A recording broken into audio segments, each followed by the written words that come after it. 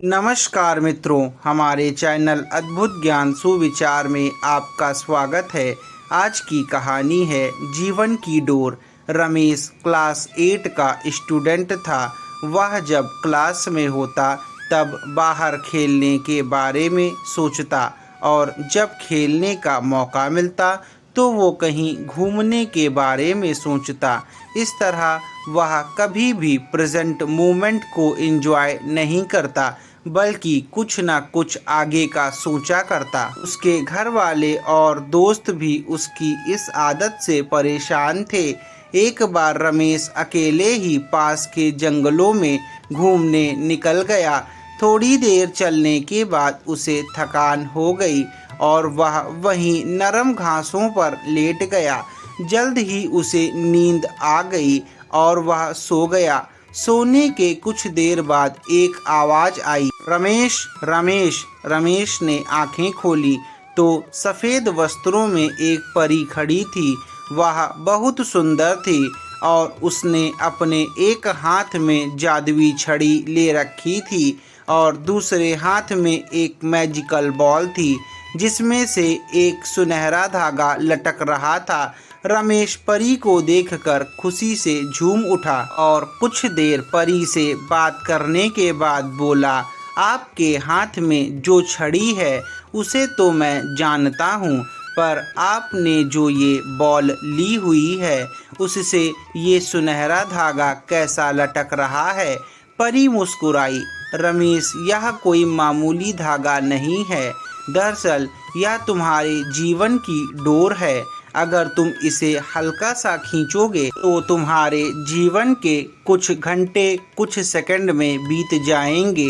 यदि इसे थोड़ा तेजी से खींचोगे तो पूरा दिन कुछ मिनटों में बीत जाएगा और अगर तुम उसे पूरी ताकत से खींचोगे तो कई साल भी कुछ दिनों में बीत जाएंगे।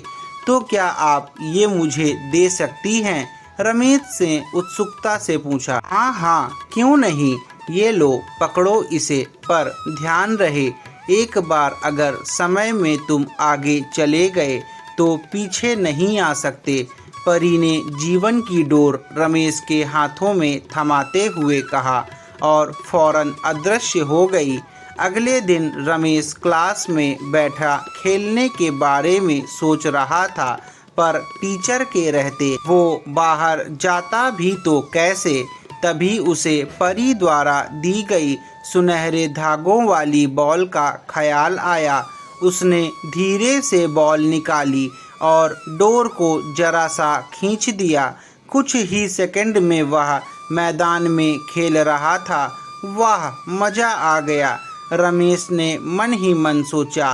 फिर कुछ देर खेलता रहा, पर मौजूदा वक्त में न जीने की अपनी आदत के अनुसार वह फिर से कुछ ही देर में ऊब गया और सोचने लगा, ये बच्चों की तरह जीने में कोई मज़ा नहीं है।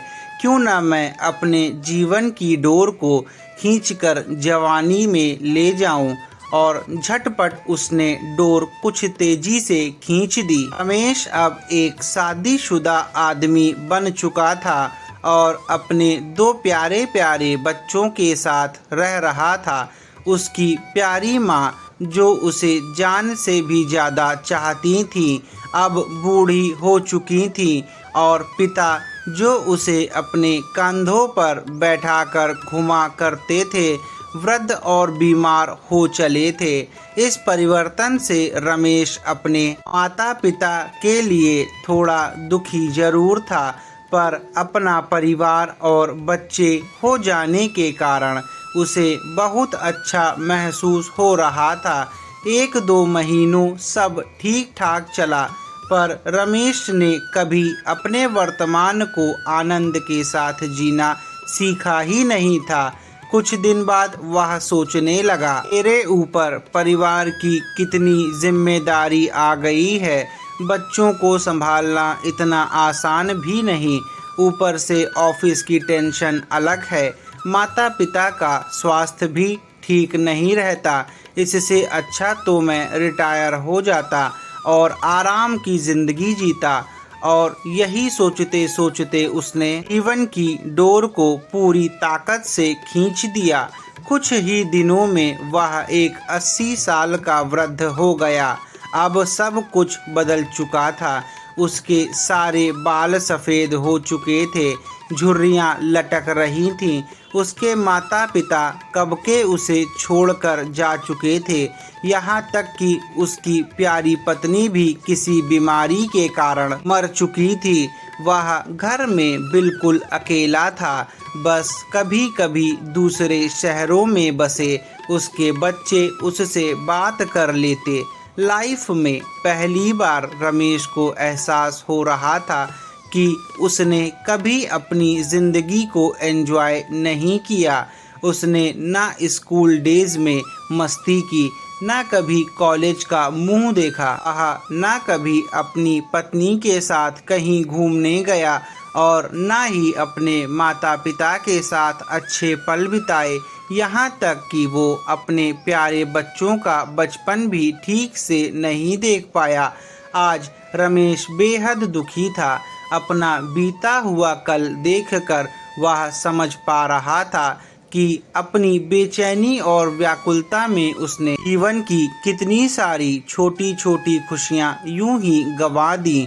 आज उसे वो दिन याद आ रहा था जब परी ने उसे मैजिकल बॉल दी थी।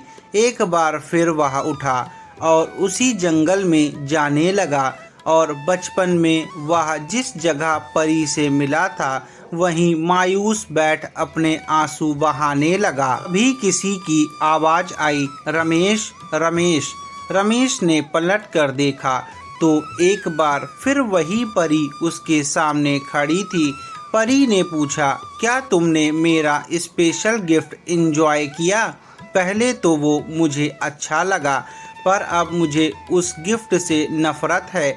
रमेश क्रोध में बोला, मेरी आंखों के सामने मेरा पूरा जीवन बीत गया और मुझे इसका आनंद लेने का मौका तक नहीं मिला।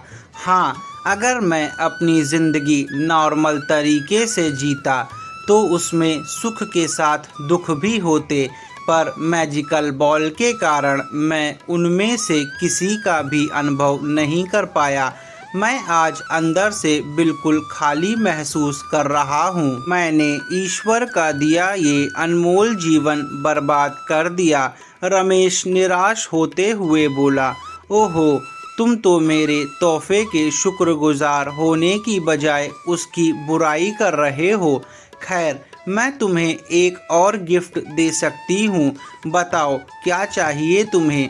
परी ने पूछा। रमेश को यकीन नहीं हुआ कि उसे एक और वरदान मिल सकता है।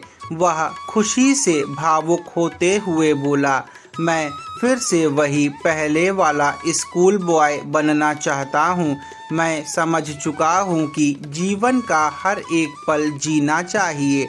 जो अभी को कोसता है वो कभी खुश नहीं हो पाता, उसका जीवन खोखला रह जाता है। प्लीज प्लीज मुझे मेरे पुराने दिन लौटा दो, प्लीज प्लीज प्लीज। तभी एक आवाज़ आती है, उठो बेटा, तुम यहाँ इन जंगलों में कैसे आ गए? और ये सपने में प्लीज प्लीज क्या बड़बड़ा रहे थे? रमेश आंखें खोलता है। अपनी माँ को आंखों के सामने देखकर वह कसकर उनसे लिपट जाता है और फूट फूट कर रोने लगता है। वह मन ही मन परी का शुक्रिया अदा करता है और कसम खाता है कि अब वो जीवन के अनमोल पलों को पूरी तरह जिएगा और डे ड्रीमिंग और कल के बारे में सोचकर अपने आज को बर्बाद नहीं करेगा। दोस्तों, क्या आप खुद को रमेश से रिलेट कर पा रहे हैं? कई बार ऐसा होता है कि हम आज की खूबसूरती को सिर्फ इसलिए नहीं देख पाते क्योंकि हम एक सुंदर कल के बारे में सोचने में खोए रहते हैं, या कई बार हम जो नहीं घटा उसके घटने की चिंता में अपने आज को चिता पर जला देते हैं, बर्बाद कर देते हैं। हमें ऐसा नहीं करना चाहिए। खुशियों के छोटे छोटे पलों को पूरी तरह जीना चाहिए। जीवन की डोर एक बार खिंच जाती है तो फिर लौट कर नहीं आती। किसी ने सच ही कहा है, बीता हुआ कल कभी नहीं आएगा और आने वाला कल शायद कभी ना आए। इसलिए आज ही अपनी ज़िंदगी जी लो, आज ही खुशियाँ मना लो।